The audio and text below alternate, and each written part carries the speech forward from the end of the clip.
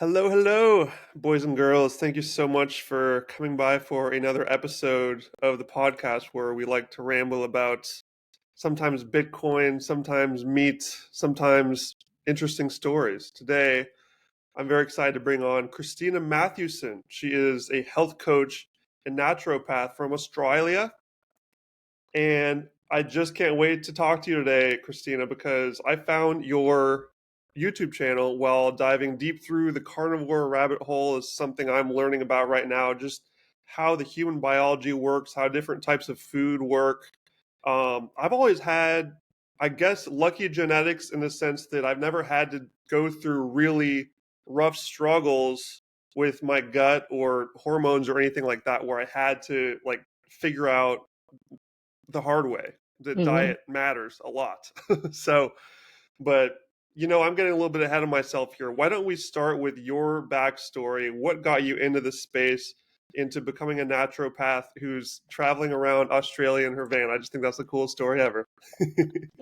Well, so that's a lot because I've been in this space probably for about 20 odd years in the sense of if I look back at actually what got me started was my first pregnancy. So when I had my first baby, I was diagnosed with gestational diabetes at that point in time. And me being who I actually am, I just went and did a deep dive into the literature around diabetes and gestational diabetes and what that actually meant.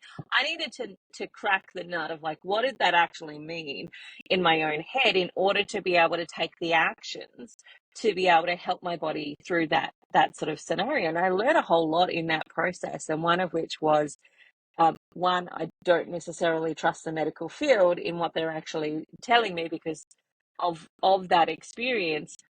Because I went to the university library, I got out the medical textbooks. I didn't just do a Google search, which is what most doctors will go, get off of Google. No, I actually went to the textbooks that they were meant to be learning from. And one of the things that I read in those textbooks that really struck home for me was that insulin in the last 6 weeks of pregnancy increases the risk of stillbirth. And I was like, oh, okay.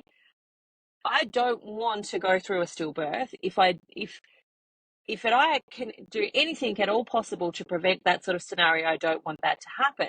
And so I backtracked that and went, well, if I can prevent being on insulin, then I can reduce that risk. And so what can I do to actually help me prevent this? And so I went to my medical team and I'm like, I don't want to go on insulin. What can I do? Tell me all the things. I'll do all the crazy things. I don't care what they are. I just want to avoid this sort of risk for my baby. If at all possible, if I can't avoid it, I can't avoid it. But if there's anything that I can do, let me know. And so the interesting thing of getting that feedback back from the diabetes educator and from my endocrinologist and my gyno and all of the people that were involved in my care at that point in time was, oh no, insulin's fine. We'll just monitor you more. And all of the feedback that I was getting from the diabetes educator, this poor woman, she absolutely hated me by the end of it. But the feedback that I was getting from her was like, oh, this is how much cereal you can have. This is how much rice you can have. This is how much Coca-Cola you can have.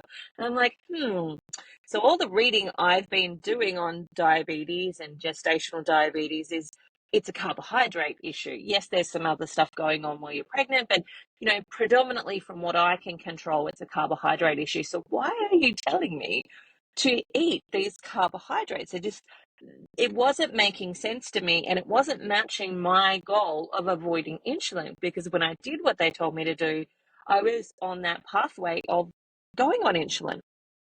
And that's actually not what I wanted at all. I wanted to avoid that in every scenario possible. So I got probably about 4 weeks into the care of them, and I went, blow you guys, you really don't know what you're talking about. I'm just going to go over here and do my own thing. And what I'd figured at that point in time, in my very layman's terms at that point, was that meat didn't have any carbs in it.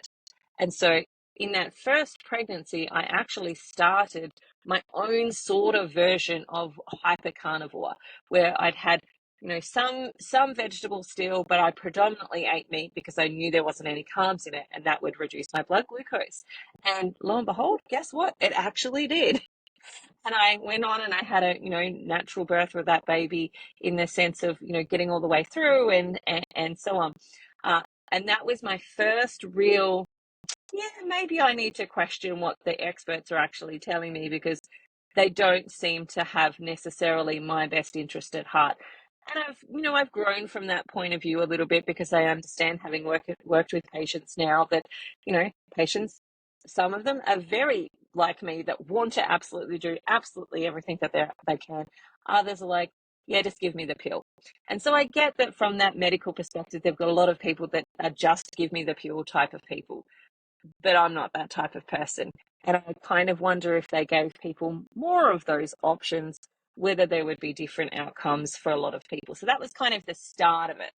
And then in between there and now, I've had 7 children, and we've, ridden that wave quite well. I've had a husband with IBS, and we reversed his IBS and psoriasis. And that then was that starting point of people going, so how did you do that? And asking me questions. And that's when I went and got professionally trained as a naturopath. So there's And lots you've of info also in there. lost like 100 pounds too, right? Yes. Didn't you? Yeah. Haven't you gone through a huge weight loss? And you're still Yes. in that right now. You talked about. Absolutely. So could you share a little bit on that as well? Yeah. So for me, when it came to carnivore and actually getting to the place of drawing the line of that, it really started after COVID. So during COVID, I was flat chat busy. I had so many patients. And then, of course, afterwards, there was a whole influx of patients as well. And I was just so busy that I just didn't have time to do my own personal care work at that point in time. And I'm, you know, being a healer, as many people are, we kind of find it really hard to say no to people, in the sense of, if somebody needs help, we're kind of there. And so that for me was when all of the decades of not looking after myself really caught up with me. And I got to the point where my blood glucose, I'm trying to convert in my head for the US population, but it was about 360 in your finger prick. In Australian numbers, it's like 21.2. That was my fasting blood glucose. I should have been in hospital on an insulin drip at that point in time, but me being me as well, went, let's go hard or go home. I don't want to go down that pathway. I want to avoid it at all costs. And the way that I know how to avoid that is to go into carnivore. And that was, for me, my decision-making point of going, that's it. No more fluffing around, no more stuffing around. I'm going to go carnivore. And so I did. And between then, which has been nearly 20 months now, so I'm coming up to my 2-year anniversary soon. Between then and now, I've lost, in Australian, it's like 45 kilos. In the US, it's about 100 pounds. And so that has been a phenomenal journey. And one of the things that I really wished that I had known earlier on, because, of course, throughout my naturopathic training, we do nutrition. So a naturopath is a nutritionist and a herbalist all mixed together. And so through my nutrition training, we have it drummed into our head. Fiber is king. And, fruits and vegetables, you have to have this many throughout the whole thing. And, the food pyramid is there, and we're taught all of that sort of stuff. So, we get that ingrained knowledge from kindergarten all the way through. If you go into university studies, it's deeply ingrained there too. So I had to kind of fight some of that sort of knowledge as well. But go hard or go home version of Christina was like, let's rip the band-aid off and let's go.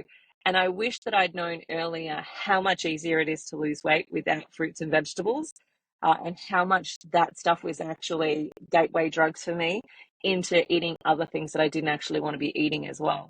But I've reversed type 2 diabetes. I've improved my eyesight. So when I started this journey, I had to wear glasses.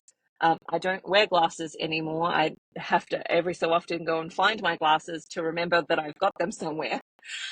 So I don't have to wear glasses anymore. My hair has grown back. So I used to have all these little spots where I had thinning in my hair. My hair has grown back.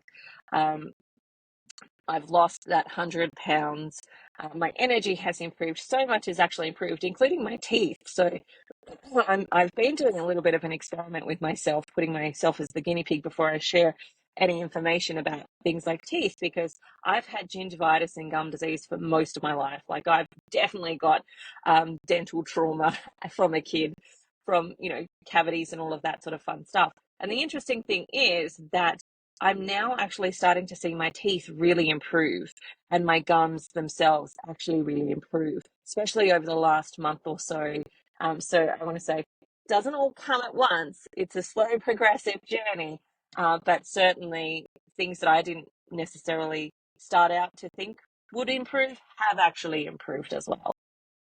That is so awesome. Congratulations on all those milestones and the progress you've been making. That's super exciting. And you can see it through your thumbnails on your YouTube channel. You're just becoming brighter and more vibrant and even more than you already were. So that's super exciting. Man, lots of things to touch on there. The one that really stuck out to me, which keeps coming up over and over, is how when you're in that medical environment, how the goals that you know that you have and the solutions you're being offered in that environment do not match up. Yeah. And I keep reiterating this on multiple episodes. I promise this is not a doctor hating podcast, but it always seems to go that way. It's the system that's wrong. The doctors are just told what to do, and they unfortunately usually go along with this because if they don't, they lose their job, or Yep. they have bad outcomes if they try to push up against this. Is very rare, and there are a few peeking through as we see, like Dr. Sean Baker, Anthony Chafee, Robert Kiltz, those types. But it's so obvious. I mean, in the schools and in the hospitals, two of the most important places where the most vulnerable human beings are, there's just junk everywhere, just vending machines full of garbage, and they're fed straight to you on your hospital bed when you are have cancer or diabetes, so you can just keep feeding those illnesses with sugar. It's completely preposterous, and it's really leading so many people to seek out these holistic solutions through just frantically searching on the internet, which is one of the reasons why I'm trying to help promote this information so more people can hear it before they get to that point where they're sick and they need help. Because I'm with you. I'm of the position that I thankfully have not had diabetes or any crazy thing really slam me, as I alluded to earlier, but I don't want to ever get there. I want to give my body all the best things it needs to never have to deal with that, and while also helping those that have gotten to that level. So, yeah, I mean, I think a good place to dive in would be one of the things that you chatted about on your YouTube channel a lot, which I think you did such a great job doing, is just talking about the human digestive system, because I think this is something in our body that we just take so for granted, which is insane. Even people that have IBS and IBD, Crohn's, ulcerative colitis, they'll go to the doctor and they'll often hear, "Oh, it has nothing to do with what you eat." And like, how crazy is that? It's insane. The things that you are literally putting in your mouth that go through that exact tube, and they're telling you it doesn't matter what you eat. That's nonsense. Could you just walk us through a general overview on what that process looks like from the moment I put a piece of food into my mouth until it comes out the other end? What are the different bits and pieces and organs involved in that, and how does it work? Oh, wow. So that's a long discussion. But it is like one of the things that you just touched on there is like, we've got this central pipe essentially that goes through the center of us. I remember in anatomy and physiology, our first class is working out that you're a donut because you are basically an organ with a hole in the middle of you. And that hole is our internal digestive system. And that's where we get all of our nutrition and our nourishment from. And so if that pipe isn't working, how do we expect to actually be able to nourish the rest of our body? And that's the key element. Like, I always think it's funny when people say, oh, it doesn't matter what you actually eat, to people who have got like Crohn's or diverticulitis or any of those types of conditions, because it's like literally the pipe that is nourishing your body is damaged, but what you put in there does nothing. But anyway, so what happens is, first, let's say you're eating some food, you're going to masticate that in your mouth. So you're going to chew that mechanically. This is where the mechanical process of digestion takes place, is in the mouth and with the teeth. We mechanically start to break it down. And if you're eating some carbohydrates, we release some amylase, which is an enzyme that starts the chemical process of actually breaking that down. But we swallow it. And this is where the real sort of work comes. And there's a lot of information out there that kind of irks me, because we've got all this stuff of like, don't eat acidic food because that's going to make your gut acidic. And it's like, your gut needs to be very, very acidic in order to molecularly break down the food. So we've masticated it in our mouth, we've chewed it, mechanically started that breaking down process. Then we put it in the stomach and we wash it with acid. And so that acid is what pulls apart the molecular bonds of this actual food that we're eating, because we don't absorb chicken, we absorb amino acids. And if you can't break that chicken down into amino acids, then you're not getting the benefit of eating that chicken. You might get a little bit here and there, but you're not getting the benefit of eating that chicken. And so your stomach needs to be of a pH of around about a 1 in order to break down those things into their actual chemical components, so that when it moves through the small intestine, that's where we do a lot of the food absorption, the nutrient absorption in the small intestine.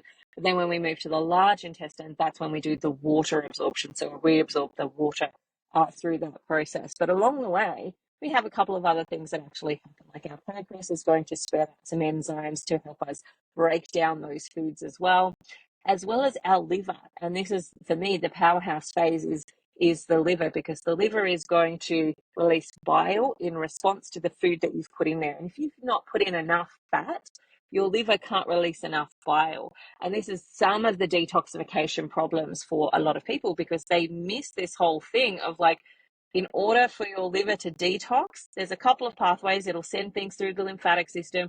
It'll send things through to the liver. It'll ask some accessory organs to do some stuff. But its primary way of detoxifying you is with bile. And it'll package that up with bile. And bile will respond to fat. And we've had this massive movement of low fat, especially for women. We've been told, don't eat fat. Too much fat is going to make you fat, and all of this sort of stuff. But if you're not eating enough fat, that gallbladder cannot empty. And what's in that gallbladder is bile salts and the toxins that your liver is trying to get rid of. And so we've had all of this education for probably the last 50 odd-ish years telling us, don't eat fat, fat's bad for you, it's going to raise your cholesterol. But it's our primary function of detoxification. It's our primary vehicle for detoxification. And people haven't started to question, why is there a rise in things like gallstones? Like, we've got patients with far more gallstone issues than we've ever had before. But they're not emptying their gallbladder anymore because they're not eating enough fat anymore. And, we're seeing these issues accumulate, but people are just not asking the questions. But essentially, that digestive system is the pathway of your most nourishing space. Yes, you can absorb some things through your skin, but your primary way of absorbing food and nutrients is through that digestive system. And they need nutrients in order to do that. And the number one food that your stomach lining, they're called epithelial cells. The number one food that those epithelial cells actually consume is L-glutamine, naturally found in things like meat broth, meats, and bone broth, which is why if you go looking for gut health, the number one thing that you're going to be told to do is drink broth, because it's full of that L-glutamine, which is the only food that those enterocyte cells actually eat for themselves, and then they pass everything else on to the rest of the body through the bloodstream. So I hope that was kind of like a snapshot of some of that. Yeah, and a couple of things I want to highlight there. The first one is the gut pH, and that is something that I think is really just a good visual for people, like comparatively. I just pulled up a diagram that I've seen shared around quite a bit, and this is scientifically proven. Humans' gut pH, like you said, it's around like 1.5 by most measurements, which is roughly the same as a vulture, and it's even more acidic than a hyena or a lion or a dog. We're more acidic. So we're literally more carnivorous than those animals, which are like known to be these scavengers of meat, and they don't eat any plants. So to the people who say like, oh, everyone's different, like I do better on plants. No, you don't. You are an animal. You cannot argue with your gut pH. Your gut does not care about what film you watched on Netflix. Like, there's a reason why. This is just pure science. Like, you cannot get any more biological than that. So I wanted to just throw that out there. And Well, I want to just add in a little go bit ahead. there. So for those people Hmm. that are like, I do better on plants, what is often actually happening, and they can check with their tongue. So if you poke your tongue out and you look and it's got a white coating and maybe has some yellow coating at the back of it towards your throat, then that's an indication that what you have in your gut is a yeast, and it's called Helicobacter pylori. We call it H. pylori for short. Now, this particular yeast will inject into the acid-making cells of the stomach a paralyzing substance, which paralyzes the acid making cells of your stomach, which will reduce the acidity of your actual stomach. And this is a major problem for a lot of people, and they don't necessarily realize it. It's when they're getting things like acid reflux, for example. If you're getting acid reflux, that's often a sign that your stomach is actually, the pH is too low, because the top of the sphincter, where you're actually, you're mixing stuff around in your stomach, you've got to stop that from moving back up your throat. The thing that stops that is signaled by acid. So if your pH in your stomach is not high enough, that door at the top of the stomach doesn't close properly, and that's when you're going to get acid reflux. Bar people who have got some genetic issues, and bar people who have had some surgery or damage done to that area. Everyone else, it's the fact that their stomach acid is too low, and they've most likely got this yeast that's actually I'm living sorry in to there. interrupt real quick, but when you say like stomach acid too low, you mean like lower on a pH Yeah, in lower on general, the right? Make sure pH. So that okay. number is more like 2, 3, 4, and it's more alkaline. And they So could be higher on drinking. the scale, but less acidic, Yes, just to be clear. exactly, Okay. exactly. Higher on the scale, but less acidic. Thank you for the clarification. But their stomach acid pH is not high enough to actually close that door off, which therefore means that food is able to come through. They're not able to break down their food, and they end up with a whole bunch of digestive issues. Because now things like yeast and parasite can run rampant, because that acid is a protective mechanism as well as a breaking down mechanism. It protects us from invaders. Yeah, gotcha. And another thing that I've found very interesting, and maybe you could add some color to this from the experience you've seen in your clients, is that I've listened to quite a few testimonials of people who have gone through real bad gut issues, mostly Crohn's or ulcerative colitis or something similar, where, they've spent so much of their life eating highly plant-based and it just continued getting worse and worse. So they just go even more plant-based and all the way to vegan because they're told that's what's best, until their gut is so shredded that they need to get a colostomy bag. Mm-hmm. That is happening more and more often, where they just need to get their entire colon removed or their gallbladder removed, or all sorts of parts of their gut literally taken out because it's been damaged so hard from all those plant toxins. um, and they then, and this is such a tragic irony, as soon as they get this bag, they're able to see things clearer and see what's actually Yep. happening. Yep. And so, what's Kent Carnivore is one of the YouTube channels I've been following recently very closely, and he had that exact thing happen. He was mostly plants his whole life, gut suffered. He had to get a colostomy bag attached to his body, and so now he does experiments where he eats meat, and everything is clean and fine. And when he eats any sort of plant, like piece of broccoli or asparagus or piece of pineapple, whatever, he can see the entire thing come out basically untouched in his bag. And what Yep. that should tell anyone who looks at this very seriously is that your body isn't breaking those things down at all. It doesn't have the ability to do that biologically. And these people are seeing this and they're just devastated. Like, I've been absolutely lied to my whole life. Like, the meat is the thing that's being digested well, getting rid of all the fiber. And like you said, fiber is one of the biggest lies, that fiber is good for us. It does absolutely nothing for your body. Like, there's a reason why you can see vegetables in your poop. It's because it just goes straight through you. It provides no nutrients, it's not absorbed, it's not broken down. So this is why all these people are realizing my problem's fixed after I just take out all the fiber and just eat meat. And it's just blowing minds everywhere. And this is such a important message to get out to people, because we all know friends who are dealing with gut problems. A lot of them are doing it in silence because they're so embarrassed about it, because a lot of times uh, it comes out as really bad gas, or persistent diarrhea or worse. Mm-hmm. And these people need to know that it's the plants, it's the fiber that's doing that. Is there anything you'd add to that? Absolutely. And it's like, the hard part is watching people who, like, usually, because I get them at the end of the road. Like, I usually get them when they've gone through the doctors, they've gone through the specialists, they've done all of this other stuff, and they're like, "You're my last hope. I don't know what else to do." And I'm like, I wish I got you at the beginning of the road, because this trauma, because it is trauma for a lot of people to go through a lot of the things that they've had to go through, is very traumatic. Especially if you're one of those people that have had incontinence when it comes to the bowels. and you literally can't leave your house, or you have to wear a diaper or something like that because you don't know if you're going to have an accident. Like, that's traumatic as an adult to have to do those types of things.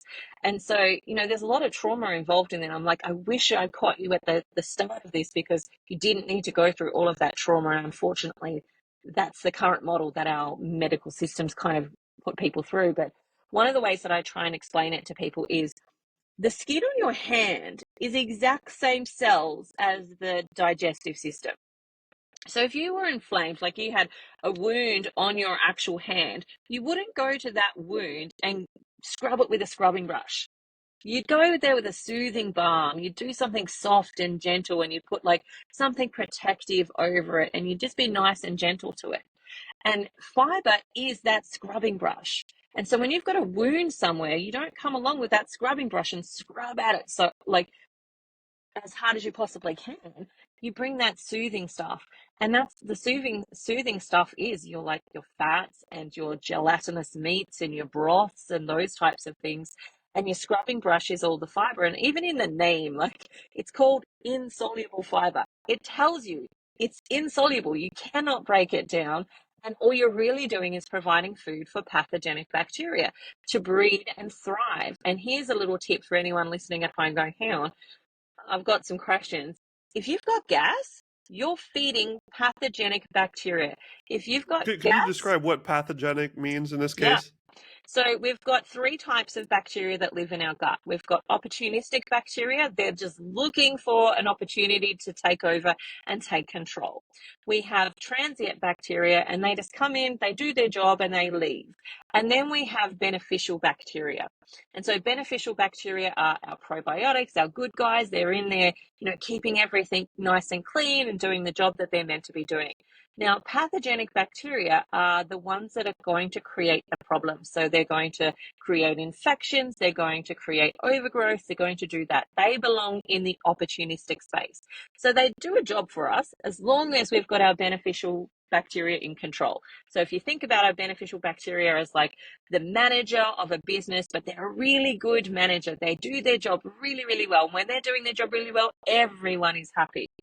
But if they slip or if their numbers reduce, then the pathogenic or the opportunistic bacteria are just looking for an opportunity to try and overthrow and take over. And these are the bad guys that want to wreak havoc on everything that's happening in the digestive system. When that balance is beautiful, these guys that are the pathogenic or the opportunistic bacteria, they do the job that we need them to do, which is really beneficial for us. But they're always looking for an opportunity to take over.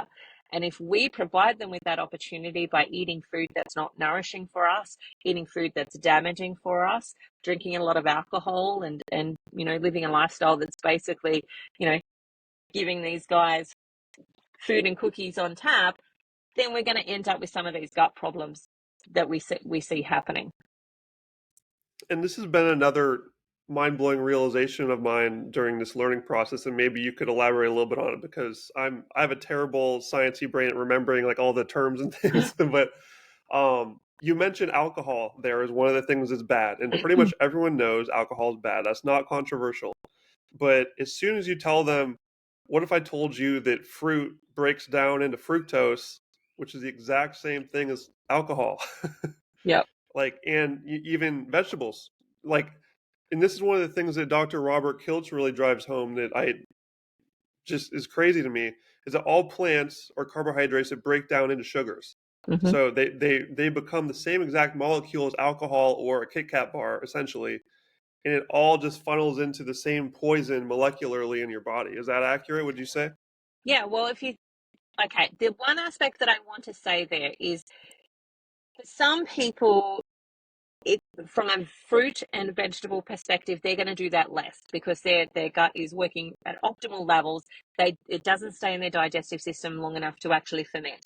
But majority of the population, that's actually not the case. For the majority of the population, we've got compromised digestive systems for all sorts of different reasons, because we've been exposed to a lot more chemicals than, say, great generations ago were actually exposed to.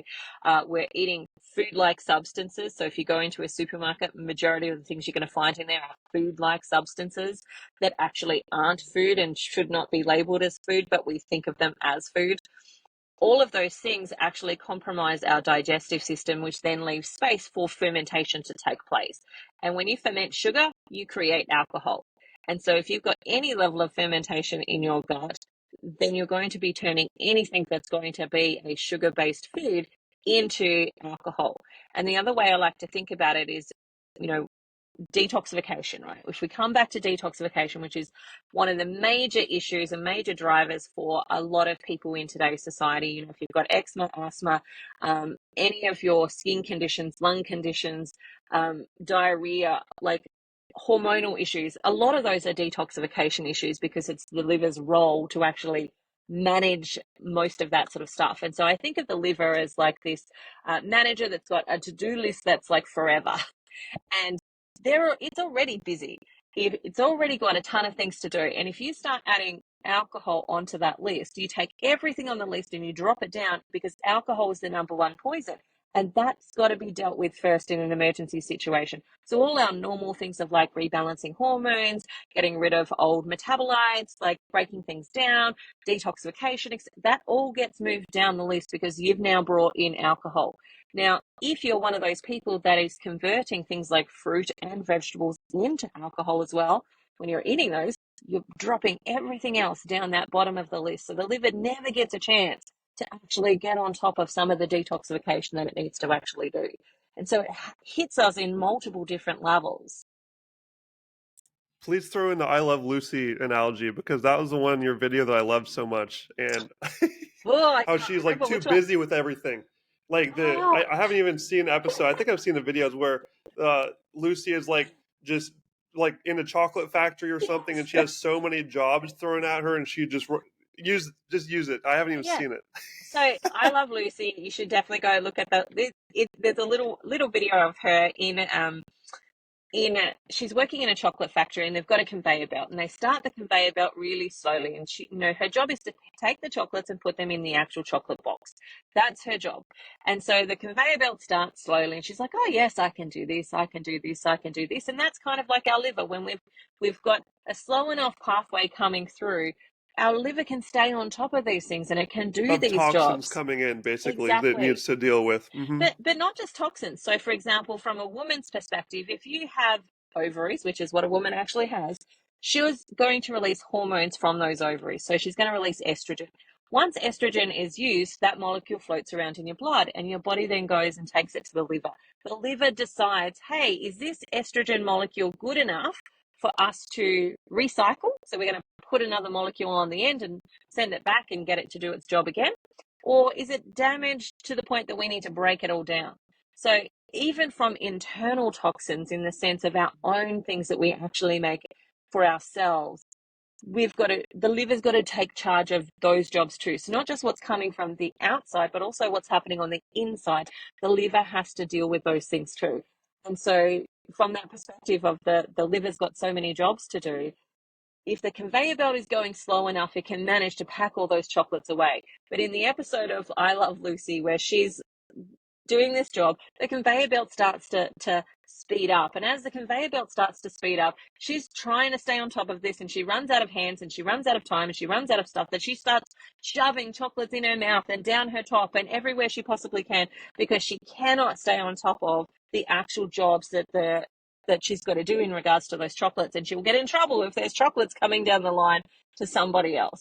And our liver is in that roller coaster ride all of the time of how many toxins it's got to deal with inside and outside, and what it can actually process at one time. It can't do more than it actually has capacity for, and that's when it starts to call out to our accessory organs for help.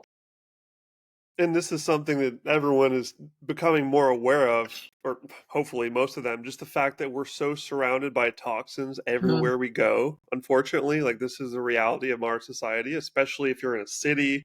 You know, you've got the EMFs everywhere, you've got bad air quality, the car exhaust you're breathing, the secondhand smoke. If you're in certain parts of the world, a lot of people smoke cigarettes, and the food you eat, the tap water. Oh my gosh, don't even. I hate thinking about tap water because that's what I'm terrible about. I know it's so bad.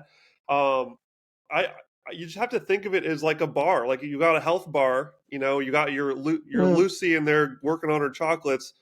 Um, and you need to just manage that as best you can, not let it, ruin your life with paranoia, but you should be reducing the things that you can to make sure Hmm. that your liver can operate better, it can stay on top of these things, or else it, like you said, it starts allocating that work to other parts of your body, and that is autoimmune disease and other Exactly. sorts of problems, because that's the liver basically saying, "Oh, I'm tapped out. Like, skin, I need you to do something." And then boom, you got psoriasis, or it pushes it to the lungs, and then you got asthma. This is where these things start popping up, which is why people just have it totally wrong, thinking this is purely genetic. Like, Hmm. genetics are just a small factor, but it's more so just being overdone with toxins. And everyone can gain something from this, because I mean, I don't know if I know a single person on earth that doesn't have some sort of issue they're grappling with. I know that for you it was, a form of diabetes. For many people it's like skin conditions. I just walking through the airport, I travel a lot, I see so many people with just acne and like rashes on their skin. It's terrible. For me it was asthma for a while, for my whole life, until last year. Guess what I did? I decided to try the carnivore diet. I cut out all the plants, and my asthma went poof, literally. I went on a huge hike randomly, a couple months into my carnivore experiment at the time. I walked up a massive hill that was like 30 minutes long, sweating profusely, and I just realized I'm in complete control of my breath right now. Like, I'm not even breathing hard. This, like, it blew my mind. Like, this has never been the case. I've always been at least like huffing and puffing after a long walk, but it's completely disappeared since I cut plants out. So that's just wild. And no matter what people's problems are out there, uh, this will help you. And I know that us carnivores sometimes get kind of hyperbolic, like it'll fix everything immediately and change the world. It will definitely, I would say, it will absolutely improve you no matter what, because this is the human diet, as we explained. This is the gut pH designed for it, our biology designed for it. It's not going to make you worse. If it does, there's something really weird going on. Like for me, allergies are one that I'm still in the trenches with. It wasn't an instant fix. It was an instant fix for the asthma, not so much for the allergies. I'm still working on that one, but it's all just dealing with the toxicity, and we're all on this journey where we're just getting better all the time, learning all these things. So super Yeah. fascinating. And one of the things you mentioned in there that I would love to take this toward is, you talked about, for women specifically, women's bodies are very different in this detox process. And one of the things you mentioned in your videos, which was another totally sort of mini mind blown moment, is that the fact that the period cycle and the bleeding is actually sometimes, of Mm. very commonly, sort of one of these backup detox pathways, where if their liver is overloaded, as we discussed, it leads to really heavy, painful periods. And I mean, we all know tons of women who deal with those, where they're just talking about how they're completely KO'd for a week because their periods are so bad. And I think this is a huge reason why that they aren't thinking about. So could you maybe Yeah. discuss that in a little more detail? So I'll back up a little bit because we talked about, the liver and it's got accessory organs. So there are 5 accessory organs that everybody has, unless you somehow happen to have one of these organs removed. We have these 5 accessory organs. So if your liver is overworked, it kind of like, in my head, I have cartoon characters, and the liver is Larry the liver, and he's like hanging out there doing his job, and he's like, "Yo, bro, can you like take care of some of this?" And then, skin comes back and goes, "Yeah, mate, send it over." And so, toxins get sent over to the skin, and the skin, detoxifies that by pushing it out via sweat and all sorts of other things. And then, the lungs, they're an accessory organ. So we've got our skin, we've got our lungs, we've got our kidneys, we've got our bowels, and we've got our immune system. Those are our 5 accessory detox organs. So if we've got a problem with one of those, we've got to backtrack it to, hang on, am I using this pathway to detoxify too much? So in the case of an autoimmune condition, the immune system is too busy detoxifying the body to actually do its job of protecting from the immune perspective, and it gets busy. And these are emergency things, like, the body can do them for a short period of time, but when it has to do them on a long-term basis, that's when we start to see breaking down and wear and tearing of those types of issues. So for women, we have an extra one. We have the 6th one, which is a very much an emergency escape hatch, and that's the period. And essentially what the body knows is that the fastest way to get rid of toxins is through blood. And we knew this back in the medieval times. We used to bleed people where we would, cut them open and drain their blood. And in their Bloodletting, right? bloodletting, yeah. So in their Hmm. perspective, it was they were letting out the evil spirits. But there actually was, to an extent, they were letting out a lot of these toxins. And which is why sometimes people actually really got better after the bloodletting, which is why they continued to do it. But women have this natural bloodletting, which is the period. And so the liver knows this, and it's like, oh, we need to hit the emergency button. And so it sends that blood to the uterus. And if you think about the uterus, is this lining that we actually have, and it builds up with this blood on it. And so it's going to put as much blood in there as it possibly can to get rid of some of that. But also that blood has got toxins in it. And if you had something sitting on your skin that had toxins on it for, 3 weeks, you would expect to have a rash there. You would expect there to be problems with that skin, that it wouldn't be doing so well. And that's where we start to see things like endometriosis happen.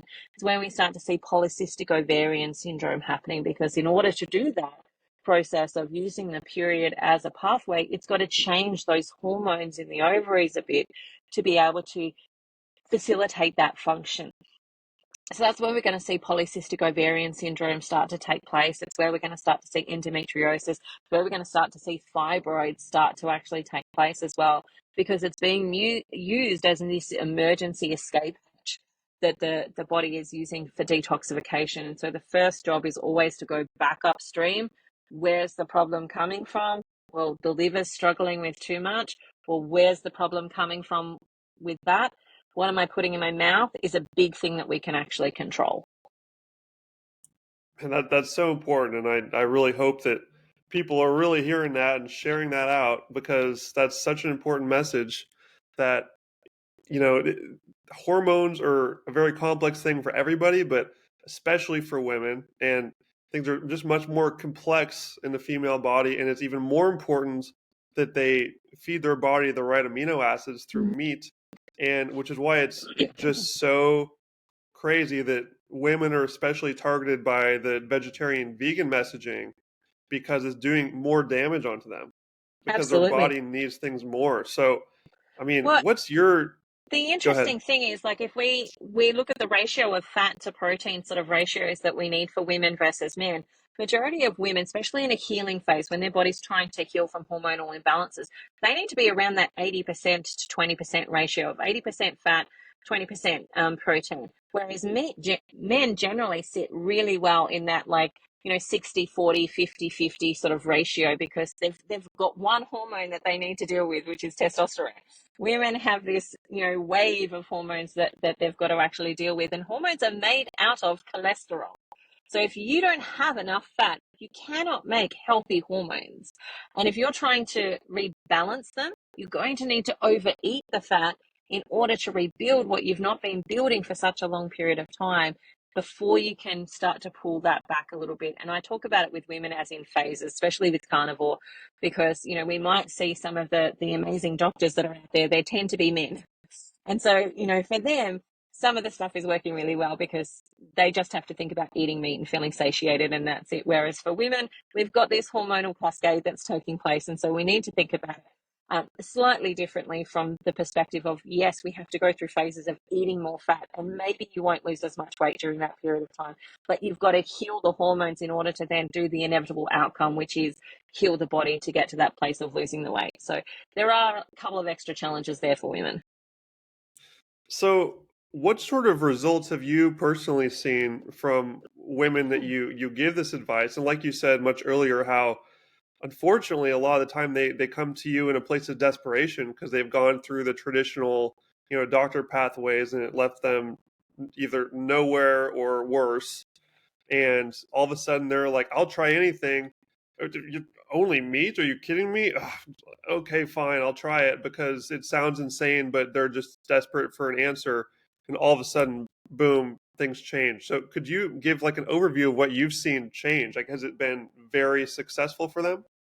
Well, so I'm just thinking, at the moment, I've got one client who's had significant adrenal fatigue for the last 10 years of her life, which means that she's spent the last 10 years of her life really having to manage energy and not being able to be the mum that she wants to be because she just doesn't have the energy to be able to take her kids and do things, and essentially being in a catatonic state where she has to go to bed to be able to try and recuperate her energy. And so for her, within about 90 days, she's been able to take her kids out and actually do fun things that she wants to do. So she's able to be the mum that she actually wants to be to her children. She's able to balance her neurology, so she's feeling less depressed. She's feeling actually good in her life. She's able to start doing exercise again, like things that she couldn't do for the last 10 years of her life because her energy was so depleted, but she kept going to doctors and they were saying, oh, no, you're fine.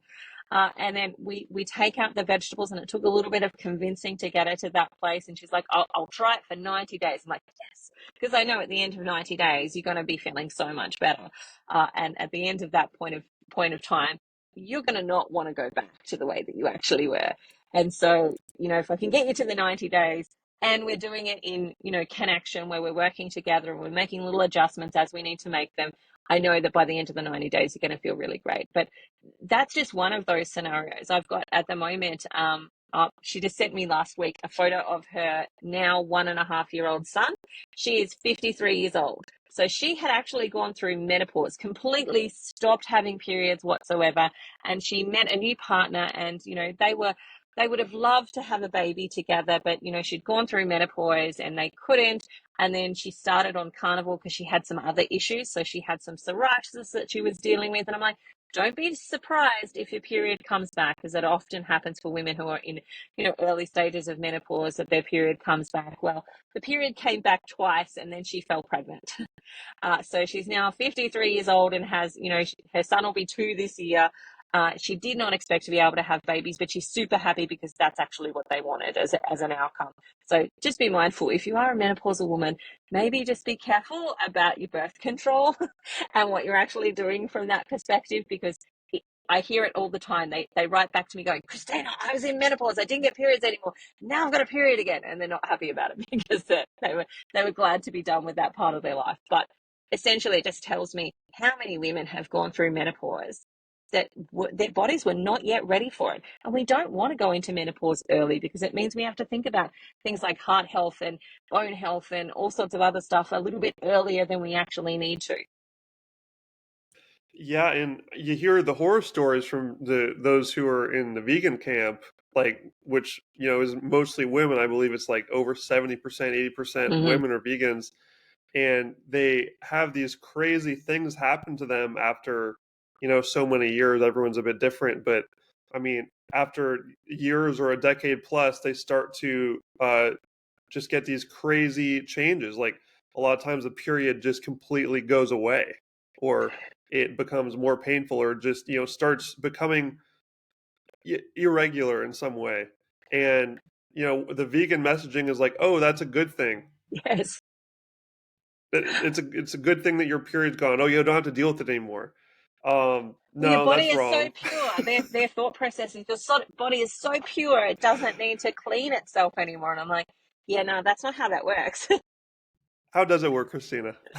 Well, we need to clean this. Like, if you think about it, like, you've got a pool of blood that's sitting somewhere, and if it doesn't clean itself out, like, if we sat blood in our kitchen for, years and years and years, we would expect it to be rancid and gross and disgusting. And that's actually what's happening inside of their bodies. Like, it's getting gross and rancid and disgusting, and it's dead. It's not alive anymore. And that's not how that works. We have to keep cleaning the house to be able to make sure that that nursery that's living inside is actually nice and beautiful, welcoming to a baby, not hostile. And just at the base level, your hormonal health is going to be the first signs you see of how healthy you really are as a person, Mm-hmm. whether you're a man or a woman. Because if you're not hormonally healthy, your body's going to tell you, I can't even handle myself right now. I'm definitely not going to be able to Yeah. procreate. And the So interesting that's your body telling you that. Yeah. And the interesting thing for me is, like, your body will always choose life. It's always gunning for life. It's always looking for life. It's always going to choose life, except when it can't anymore. when it can't anymore. And if you've reached that point where you're not having a period, you're not having, you're not releasing eggs, your body has reached the point where it cannot produce life anymore, because it's reached that point. You'll see this with women who are pregnant, and it's heartbreaking because they'll have a miscarriage. And it's like the body has to choose at some point, and it will choose your baby until it cannot choose the both of you anymore. And it will then drop the baby to choose you. And that's a heartbreaking experience for a lot of women, but a lot of the time it's because of, yes, there might be something wrong with that actual pregnancy itself, but also if you're overly toxic or you're undernourished, it can't hold both. And this all ties into what we were talking about earlier, all those plants that are the majority of everyone's diet. The world is completely plant-based right now, even if they're not, all the way vegan. Most of what people have on their plate is plants, and those are full of all sorts of defense chemicals like oxalates, phytates, lectins, and others that are the plant's natural defense mechanism in nature, trying to defend itself from people like you from eating it. Yeah. So it's causing these problems in your body. It's filling that liver with those toxins and overloading it, which leads to these downstream problems, which we've been discussing all over the place today, including, you know, saying you can't have a kid. So Yeah. that's why infertility is skyrocketing right now. That used to never be a problem. And back when humans just ate the natural human diet of meat, you didn't have these problems or any autoimmune disease or cancer or all these things that are driven by this crazy chaos is now going on inside our digestive system because we're not giving it the right amino acids. Those things were super rare. Like, you really only ever got them if you were in, say, a toxic accident by some chance. Or, like, it was very rare to come across somebody who had those types of issues. Um, but they're so common now. Like, most of us could name somebody that we know that's got an autoimmune disease or has diabetes. Like, 1 in 2 people now are having cancer. Like, it's not, the statistics at the moment aren't if you'll get cancer, it's when you'll get your cancer. And we're moving faster and faster towards that at a ridiculously high pace. And so, we could all label people or name people just in our small circle that are struggling with some of these things. And one of the ways that I talk about it with my patients is, because the argument will be, but we've eaten plants forever. And I'm like, yeah, but also we didn't have as many toxins in our environment either. And so you have a toxic cup. There's only so much you can fit in that toxic cup that you can manage on a daily basis. And if you've got living in a world that's abundantly toxic, just to even breathing air, like I'm sitting, where I am, if I open my windows, there's going to be car fumes that are coming into my lungs that I'm now having to deal with. Great grandparents never had to deal with car fumes. They just didn't have them. They had horses. Maybe horse farts were a problem back then, but we just didn't have that much from that perspective. Plus, we do far less to detoxify our bodies. Like, the water that we're showering in to clean ourselves is toxic because it's got, chlorine in it and fluoride in it and so on. It's not living water anymore. Like, before, we bathed in a stream or in the ocean, all of which would actually detoxify us. Walking down to the river, we'd put our feet on clay as we walked through that would draw toxins out of us. We don't even walk barefoot anymore. So we have dramatically reduced the things that actually help us detoxify, and we've dramatically increased the amount of toxins that we have. We can't handle the 300 or the 137 different toxins that are in Brussels sprouts anymore because we've got too many toxins in our environment. And not to mention the fact that the nutritional value of those fruits and vegetables, the little that they do have, has been on the downtrend for 10,000 years Mm. because they've been so hybridized to be this sugar bomb, like giant, crunchy, textury thing that really appeals to the human taste buds and cells. Because before that, and this is always an interesting, tangent of the rabbit hole, is that we often just look at the last 100 years as the time that we fucked up, but we've been fucking up for a long time. It's been like 10,000 years. Like 10,000 years ago is when we started the agricultural revolution and started really eating plants at scale. Before that, it was purely starvation food. If the hunters failed at their hunt, they would do like a very intensive fermentation process for some plants just so they wouldn't starve, Hmm. and they would basically just tank the negative effects from those toxins because they would keep them alive just enough. That plants were never a staple. It was only in emergencies.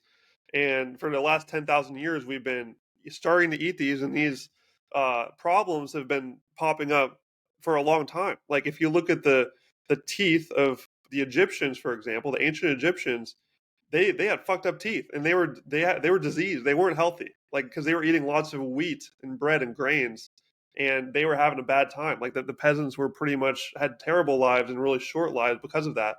Um, so it's just interesting to when you look at the different steps of history, the fact just eating plants in general is unnatural for humans. Mm. Period. That's like a very brand new thing in the timeline of humanity, and I think a lot of people don't really look at that correct scale. Well, I tend to think about those, and this was a light bulb moment for me because, of course, anyone who goes on this journey will start for a reason, and then as you go along, you actually find new things. And one of those things for me was that realization that things like grains, wheat, and rice were all slavery food.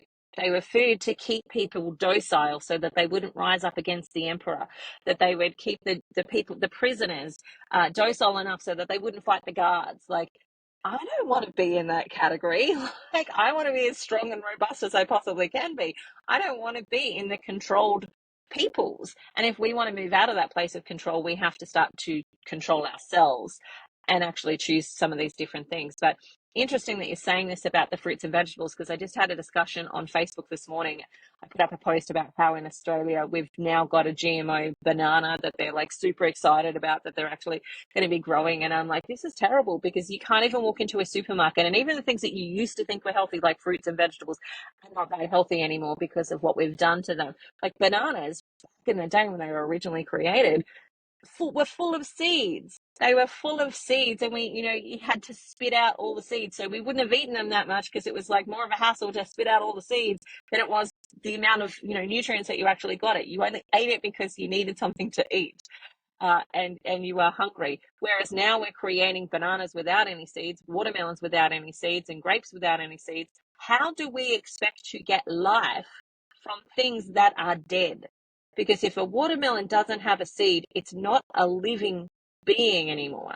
It's not able to reproduce. It's dead. And how do we expect to have life from that deadness? Just doesn't make sense for me. Yes, and another perspective thing that people need to understand is that plants do not exist in nature to provide nutrients to other things. Plants are like any other organism where they exist to procreate and pass on their genes and survive Mm-hmm. and kill everything that tries to eat them, just like every other organism.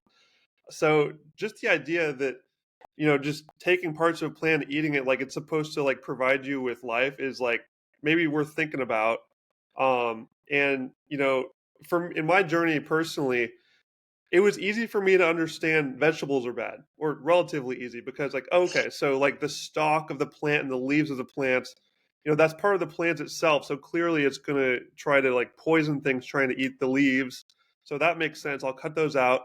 I felt a health improvement from that, so I was like, oh, okay, interesting. So I ate meat and fruit only for like 9 months or so, and felt quite good. And then because I was still like, oh, fruit tastes good, so that must mean that it's good for us. So I'm going to keep that in. That's nature's way of telling us that we should eat this. And then later on, I started questioning that as well, because I started just learning more about the hybridization over thousands of years, like we talked about, how these are not natural; they're man-made at this point. Like no fruits we see today are anything like what they were actually like in nature. They've been completely Absolutely. manipulated. And also, even the fact, so let's just even say that they did taste good 10,000 years ago, which they didn't. They're poisonous and tart, and our taste buds told us not to eat it. But even if it did, that plant doesn't exist to make you healthy. It's existing to move its seeds around. So there's a very specific type of animal that is made to eat those things, like a bird, for example. And they've evolved over millions of years to be able to digest and move those seeds around. And because, like Anthony Chaffee says, plants and animals are in an evolutionary arms Mm. race. So it sort of comes down to these, I guess, clashes or battles between either a certain type of animal that has only a certain type of plant that it can eat, and those just kind of stay stuck together through history. They're And symbiotic. They work for each other. yes, exactly, that's the word I was looking for.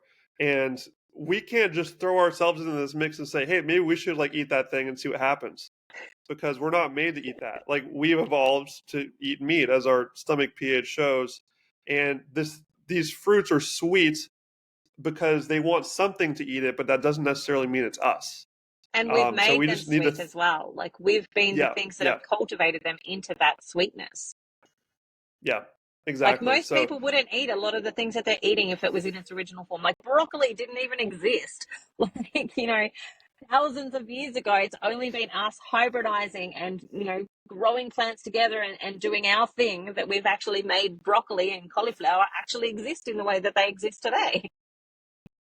exactly, and it's just it takes so long. It's so funny because I consider myself a pretty open-minded person. It still took me like, a year process to like work up the courage to only eat meat, because that just sounded crazy. Like it does to everyone else. It just sounds like it's so out there. There's no way that that's healthy. What about the vitamin C? All these, things that we learn later are just BS. Um, and the message that we have to say is like, just try it. It's not, I promise it's not going to kill you. It's what humans have been eating for millions of years. Modern problems are not caused by ancient foods, period. Um, so I guess that's a good transition here. So you go through this process a lot. When you find this person, and I know people are listening right now, they're just kind of thinking like, dang, like maybe it is worth a try. Maybe I should try this. Maybe they're having some of the problems we've outlined earlier, or maybe they're like me. I just wanted to find my optimal health, and I'm very experimental on myself. I just wanted to see how good I could get, and I had all these surprise benefits I wasn't even expecting. Um, how do you get people started on the carnivore diet, and how they get going on it? Yeah. So one of the things that I talk about with my patients is good, better, best. Good, better, best is we start with good. When we can do good, we go to better. And when we can do better, we go to best, right? So don't get hung up in like the rules of the carnivore police that it has to be perfect all of the time. Just start, and start with that mindset of, if you need to start with 14 days, start with 14 days. If you need to go to 30 days, go to 30 days, like whatever works for you. For me, it was like, I'm going to do 90 days. That was my like litmus test of 90 days is actually a good amount of time for you to go through all of the different processes that your body needs to go through, like detoxification. Because when you change any dietary program that you're doing, you're going to go through a detox. And that detox is, you'll get headaches, you'll feel yuck for a bit, but then you'll break through the other side and you'll actually feel nice and clean and energetic and all of that type of stuff. So you've got to move through that. And it takes 14 days to break a chemical addiction to sugar. So if you've already been eating a lot of carbohydrates or fruits and so on, it takes 14 days for you to break the chemical components of that actual addiction. After that, it's really, it's habit based and social based. It's like, you're not controlled by the actual desire to eat sugar anymore. You're controlled by the habits, and you using it as sort of an emotional tool versus an actual nourishment tool. So for me, what I say is for the first 14 days, go and buy your favorite meat. Like, don't worry about like whether it's wild caught or any of the other stuff. Don't worry about any of that. Go buy the bacon and eggs, the salmon, the, beef, the turkey, whatever it is that you like. Go and buy your favorite cuts of those things. Fill your fridge up so that you've got enough for breakfast, lunch, and dinner, and have it there on you're prepared. It's ready to go, and just eat that. And then at the end of the 14 days, start to think about something else, like, budget and what you can actually manage long term financially and all of that type of stuff. But get through the first 14 days, because that's the toughest when it comes to detoxification and breaking that sugar addiction. Once you're free of the sugar addiction, you can consciously start to choose things at a much greater space. But make it feel like a feast, like it's an enjoyable thing that man, I can't wait to get up in the morning and have my fried salmon with crispy skin. Like, make it feel like something you're looking forward to versus something that you're depriving yourself from. And that's generally how I start. But no, there's going to be a detoxing phase. Be loving and kind and generous to your body. You're breaking all sorts of cycles that are happening. And, be patient, loving, and kind, but knowing that we're starting with good, we can always move to better, and we can always get to best. I love that. And I was also going to add a couple of things. You're talking about the detoxification Mm, phase. This is something, if you're looking for more info on that, a good place to start is oxalate dumping. yeah, And we talked about the defense chemicals earlier that the plants are filled with. One of the worst ones that Sally K. Norton talks about a lot, and I'll include links to her talks in the show notes, is the oxalates from plants really just turn into little nasty ice crystals in your, not ice, but crystals in your mm, body that just really cause a lot of havoc everywhere. And my friend who I did this with, who I did the carnivore experiment with in Colombia, he had crazy oxalate dumping. So everyone's transition is different, yeah. and it's important for people to know that, especially if you're not doing a super long experiment here, which is why I always recommend 90 days, because in those first 30 days are when you're probably going to have most of the weird side effects, because you're upgrading your body quite aggressively from not producing any fat and bile, right, just producing bile for the digestion because it's Well, you're not used to it increasing it and you're allowing your body to actually release it. So that's going to cause diarrhea. okay. So it's really normal to have the runs for the first 21 days because it takes up Mhm. to about 21 days to change over your gut microbiome, but also for you to start emptying that bile duct in the gallbladder. And funny enough for me, I was not expecting this, but this was one of my side effects. I had the diarrhea. It lasted actually longer than that. For me, it was a couple of months, Yep. which I was very surprised by because I still ate quite a bit of meat before that. So it just goes to show everyone's transition is a little bit different. Like don't stress about it. Don't worry about it. Like your body is going through a big change, and just keep pushing through to the other side. And uh, If you need help as well, though, go and reach out for help because there's plenty of yes. tools. Like, if Mhm. I've got a patient who's got diarrhea for longer than that 21 days, I'm going to add in some binders to help them with that detoxification. So we might use some things like activated charcoal, we might use some volcanic ash or something like that that's going to help bind with those things just to make Ox it a little bit bile, I've easier. heard, is quite good too, right? Ox bile is for if you've got bile issues and you're not breaking it down. So if you look in the toilet and your poo's floating, that's an issue that you're not breaking down that bile. Mm, So you might need some ox bile from okay. that perspective. But if you've got a lot of diarrhea, then you're probably going to need a binder. So I use something like Toxiprevent, which is cleaned, activated volcanic ash that binds with toxins only and not nutrients. Um, Hmm. but there's a whole heap of other things there that we can actually use to help move through that phase. And some people do need some extra support because their bodies are extremely toxic. Other people can transition without really any dramas. So reach out for help if you Gotcha. need it Yeah. because there's absolutely Hmm. lots that we can do. Yeah, and there's so many communities out there that can help. I'll make sure to leave the links to you as well, because I know that, I mean, this is what you do. You help people with this. So Yeah. it's important for people to just understand that the beginning can be kind of bumpy. Like I said, me and my friend did it together. I had diarrhea for a couple of months. He didn't, but he had low energy and this crazy, like, kind of skin peeling oxalate dumping, where he Mm-hmm. had this like weird, like, just dark gunk basically coming out of his skin. And he was like, "Yo, Ben, check this out real quick."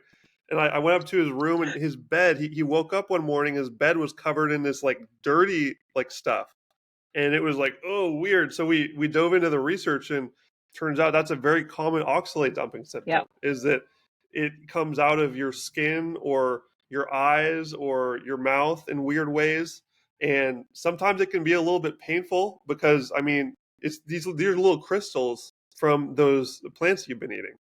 And I will say this, it's much better out than in for little basically sharp knives that are in your body. But just be aware of that sometimes weaning off a little bit more slowly is good. I know that Bart K and Sally Norton, I believe, kind of recommend just weeding off a little bit slowly. And if you do have really aggressive symptoms that are like quite painful or causing problems, it may help to just have a little bit of oxalate foods on hand just to nibble on, like dark chocolate or almonds, to sort of like ease out of it a little bit. But obviously, that's a temporary Mm. uh, transitional thing. Yeah, but again, So, there's all sorts of different tools that you can use. Like one of the things that I will use for people so if let's say I've got a new patient who's coming to me and I'm like, yep, you really should go on to carnivore. one of the things that I'm going to get them to do is an apple cleanse. So they're going to eat 6 apples for 3 days, or if they've got issues with gallbladder or kidney stones, they're going to eat it for six days. And that gives a lot of, we're flooding the body with pectin, so we make all those crystals soften. So everything's really easy to move as it starts to come I've out. never heard of that. Yeah, Pectin pectin. softens the oxalate crystals? Yeah. Okay. And you can get pectin Interesting. capsules. So I know iHerb, for example, they have some pure pectin capsules. You definitely need to check though, because if you just go to some places, they'll have sugar in them as well. So you want only pure pectin. So if somebody's come, they're already carnivore, but they're having some of these issues, I'm going to put in a binder. So I'll put in ToxaPrevent. I'll also then get them to take some pectin capsules as well, just to soften everything so there's less damage. Things can move a little bit easier and cause less trauma and problems. So there's lots of things that Gotcha. you can do as well. So Mhm. don't feel like, oh my God, this is terrible. There's nothing I can do. There's loads of things you can do. You just need to talk to the right person. And I also would like to add that don't feel like you need to know all these things Mm. for everybody, because for me and my friend, we just cold turkey just went all meat. We didn't do any supplements or anything. And you're going to have a couple weird symptoms, but you get over Same. it. Your body cleans it out. Like your body's job is to clean this stuff out. So the majority of people don't even need to take extra steps. Those are more just like if you do have Mm. crazy symptoms, which is rare. There are definitely solutions out there, and there's tons of resources on it. Just look up oxalate dumping, and And that's the you'll thing. have plenty I there. was a rip the band-aid person too. I didn't really use anything Hmm. for me. But because most of my patients will already have a chronic health condition, they're already in a drastically weakened state, they may need extra support from that perspective, versus if you're generally healthy and fine, you're probably going to be healthy and fine going through that phase. For sure. Yeah, well, all good things for people to know. So thank you for sharing. Okay, Christine, we've got about 10 minutes here in our time. So I have a couple final questions for you. I'm really glad we could give a great carnivore crash course for everyone there. Hopefully, people are inspired to learn more. Just regarding mindsets, and so many people are also coming into this looking to improve themselves. Like, I would say pretty much everyone. They're looking for a solution to either heal something or just become their best selves. And you've had some really great models that you've shared on your YouTube channel. One of them is the be, do, have Mm. model that you've been using in your own journey. Could you talk a little bit about how people can use that for their own goals and what it is? Yeah, so when it comes to one of the things that I love about carnivore is I actually think that it's not just a diet. I actually think it's a way of being. And that is because you've removed a lot of the things that you used to use as distraction. So foods that you used to eat to distract you from feeling things and from thinking about things in your life that you don't necessarily like or don't love. We've used food as a bit of a crutch, and we've taken away a lot of that sort of stuff, because when you're eating to fuel your body, you're not eating to make your body forget. And so what will happen is people will go through this phase where they suddenly, have to face some of the stuff that's in their lives that they don't necessarily love. And so when we reach that point, that's when we start to do the inner health work, like the mental work of actually starting to think differently about our lives and what we actually want to create. And so the be, do, have model is a model that is essentially, who do I need to be in order to do the things that I need to do to have the things that I actually want to have? So right now, I'm starting next week the 75 hard challenge. I'm starting that challenge because that challenge is going to help me do some of the things that I need to do in order to have what I want to have, which is I want to not just lose weight. I want to be like super strong and fit, and I want to be robust in all of those sort of things. So I need to do some physical exercise to actually build muscle. I can't just eat myself to having like, big muscles. I need to actually lift some weights to actually get to that place. So I'm starting with what do I want to have, which is the muscle. So what do I need to do in order to get that muscle? Well, I need to lift some weights, or I need to do some exercise to be able to have that. And then who do I need to be in order to be able to lift the weights? Well, I need to be somebody who thinks that lifting weights is important and that my physical body is important. I need to be somebody that believes that I'm allowed to have those things, that I'm allowed to be strong, I'm allowed to be robust. I don't have to be weak. I don't have to play the weak damsel in distress. Like, I have to change how I think in order to long-term change what I do, in order to long-term change what I have. And that's the be, do, have model, is we start to work through those things. And what I love about carnivore is we're talking about it from the perspective of nourishment. we're flooding our body with all of these nutrients, and amino acids are the things that your brain chemicals are made out of. Like serotonin is made out of amino acids. Norepinephrine, dopamine, all of those things are made out of amino acids. Amino acids are found in meat. And we have all the range of amino acids found in meat. And so when we're flooding our bodies with these things, we're actually able to think differently. And we're able to think on a much more even place, which means we can actually take back ground. We can take traction. And this is why a lot of people will say that their depression went away when they started carnivore, because they've suddenly flooded their body with all these beautiful amino acids so they can make serotonin, they can make dopamine, they can make melatonin so they can sleep well. They've got all of these beautiful brain chemicals that are actually able to function now, and they're not swimming this wave of inconsistency with those things. And from there, we can actually take back ground and we can make traction on some of the things that we actually want in our lives, and we can start to live the life that we actually want and be the person that we want to be in our lives versus just playing the victim essentially to our biology. And another thing I want to just quickly inject here is we use the word amino acids a few times, but basically these are just the building blocks for your body to build itself. So in a nutshell, it's really hard to turn plants into meat body parts. It's very easy to turn meat into a meat body part. Exactly. So when it comes to turning meat into meat, we need 9 amino acids to actually do that. And so from that perspective, plants don't contain all 9 amino acids. If you're trying to be a really healthy vegetarian, you have to combine plants with a different type of plant that's got different types of amino acids so that you can make one complete protein. Like it takes 9 amino acids to make one complete protein, but they are 9 different amino acids. So people will have to combine those foods to get those one proteins. You eat meat, you get all of your 9 amino acids, you make a protein. I don't even know what a supplement is. Like people ask, like, "Oh, if you only eat meat, what supplements do you take?" I said, "I don't need any because it has all of them." Exactly like you said, that the people that need supplements are the vegans and vegetarians who aren't getting it from their diet. Or the And people by the who are way, those healing from supplements their do not chronic work well in your disease. body. Or the people that are healing from their chronic disease. Like those people that are healing might need something to help pick them up a little bit more quickly. But other than that, if you're taking supplements, there's something wrong with your diet. And I will add this one thing as well. All supplements contain fillers. They all contain a filler. So there's just a little quick one. If you go and look on iHerb and you look at some of the supplements that are there, you'll see some of those supplements will contain a thing that's called microcellulose. Microcellulose is when our clothes have gotten to the point that they can't be used again by people anymore, they send them to places like India, where they bleach them, chop them up into small parts and turn them into a powder and sell it back to us as microcellulose to put into our supplements. I don't want to eat clothes. I'm not a goat. It's crazy when you look at the ingredients labels. A lot of them are filled with crap, and even if they don't have like blatant crap involved in it, it's still not bioavailable for the body. It doesn't check those boxes as well. Like that should be common sense, people. Like if you're eating a bunch of plants and then need like a shelf of pills to take as a vegan, because even the vegans know you need like B12 supplements and all that. It doesn't work as well as just having the actual meat that turns into the meat in your body.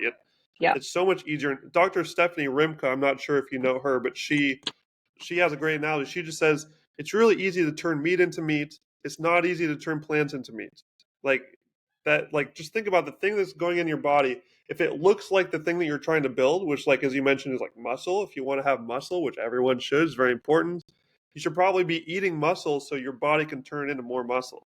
Yeah. And so, all right, one final question. We'll go off into the sunset here. You mentioned this word, being a victim. So many people feel like they're in that space right now. They're, kind of just grappling through either life trauma or, being lost in the world. And you talk a lot about the victim to survivor to thriver journey. You have so many of these constructs. Constructs are awesome. So how can people apply this idea of going from victim to survivor to thriver by using this carnivore diet to upgrade the way that they're eating and how they live their life? Yeah, so moving, like a lot of us have, there's this whole teaching at the moment around childhood trauma and those types of things. And the challenge that I have with them is, yes, we want to look at our childhood trauma and actually look at them differently. But if we're not looking at them differently, if we're just going, yes, this happened to me, so therefore I can't do X, Y, and Z, or I can't navigate this, etc., then what we're doing is just staying in that victim mode. And that's not a grown-up approach. A grown-up approach is, what can I do about this? Like, this is what's happened to me. I can't change what's happened to me. I can't change that this happened, but I can choose what I want to do out of this and who I want to be out of this. And that's moving from the victim, where you've got no control, no power. You are just subject to how the waves push you around, to, I'm now got a paddle and I'm deciding which direction I'm going to go. That doesn't mean the waves stop, but it means that I've got some control over which direction my boat's going to go in. And we can choose that. That's an active choice. Now, we have to actively choose it on a regular basis, because we naturally fall back into that victim mode, especially if we've done that for most of our lives. We're blaming other people, or we're blaming other things, like, I lost that job because of blah, blah, blah, not that maybe I could have done something different, etc. But your paddle is where you start to take control of your life. And that's the place where, as a survivor, that's where you get to actually choose, what direction is my boat going to go in? Even if I'm still going off course every so often, what direction is my boat going to keep coming back to and keep going in? And that's the place of an adult, where we're starting to go, actually, I have some say in what I'm doing. I have some say in my life, and I have some control in my life. And I'm going to choose who I'm going to be in this moment, in this. And that's the space of the thriver, because the thriver doesn't not have problems. The thriver chooses who they're going to be in their problems. And I think from that carnivore perspective, again, when you are coming at it from a place where you've flooded your brain with all the nutrients that it needs to actually actively think well and have good emotional regulation, you can move to survivor, and you can move to that thriver place where you're actually calling in the things that you actually want in your life, versus just being a victim to the waves that are taking you wherever they may go. And your brain is 80% fat, so Yeah. for gosh sakes, give it fat. Yes. If you're not giving it fat, it's going to be struggling. Like, it's going to have problems, and it's going to make every single thing in life more difficult than it needs to be, because you don't have all those neurons firing correctly. And that's definitely something that I felt was, I never considered myself like mentally slow, or it definitely wasn't something I was expecting to change. But I saw a huge change in just the amount of focus I have, the amount of motivation I have to just live the best life and just get things done, and be the best I can be. That's something you really can't explain to someone who is unfortunately stuck in that state of brain fog or anxiety or depression, which is so sadly becoming so normal for people. Mm-hmm. Um, Most of them just have no idea that all they need to do is eat more meat. Yeah. Fatty red meat gives your brain the fuel it needs to function at its best. And that could very well be the light switch solution. And we hear this so often when vegans have their first bite of steak again, which is, like, I think like 80% plus go back to eating meat because their bodies get so wrecked by being malnourished. The first time they have like an egg or a piece of steak, they tell the story of their brain just coming back to life, and their body just turns back on again, and they just they thrive once again because they were just stuck in sort of a fog during that period. And you don't have to be vegan to be there, though. Like the majority of the world is plant-based right now, whether they know it or not, because Mm-hmm. everything that they're eating, like the grains and the vegetables and the fruits, um, usually people have just a little bit of meat, but just work your way up the amount of meat you're having on that plate until there's no crap. We don't need any of those plants anymore. We're past those.